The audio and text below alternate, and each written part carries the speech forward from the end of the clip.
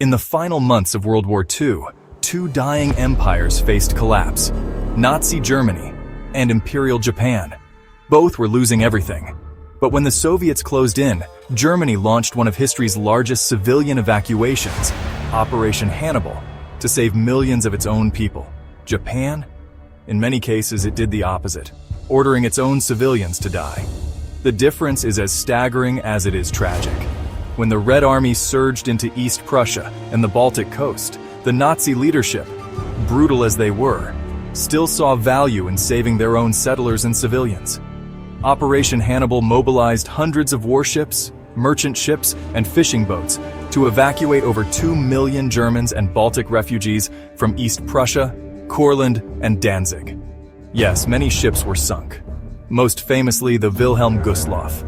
But the intent was clear: move civilians out of danger and into the Reich's remaining territory. It was the largest maritime evacuation in history, carried out by a regime otherwise infamous for cruelty.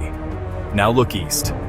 In Okinawa, April 1945, the Imperial Japanese Army told civilians capture meant torture and death. They distributed hand grenades and ordered entire villages to commit suicide. Many who refused were shot as traitors. In August 1945, as the Soviets stormed Manchuria, northern Korea, and southern Sakhalin, the orders were the same. In Myoka, Sakhalin, hundreds drowned after being told to jump into the harbor. In the suicide of the post office girls, female telephone operators drank poison together after tearfully bidding farewell over the phone lines. In Manchuria, refugees who couldn't keep up were abandoned or shot, lest they slow the retreat or reveal positions to the Soviets. Both Germany and Japan were desperate. Both faced the same Soviet army. But Germany, even while committing atrocities elsewhere, launched an unprecedented evacuation to save its own civilians. Japan often chose the opposite path, eliminating those who might be captured even when they were their own countrymen, even when ships and time were available.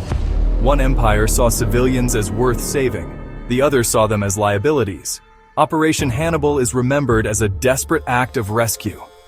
Okinawa, Manchuria, and Sakhalin are remembered as desperate acts of betrayal.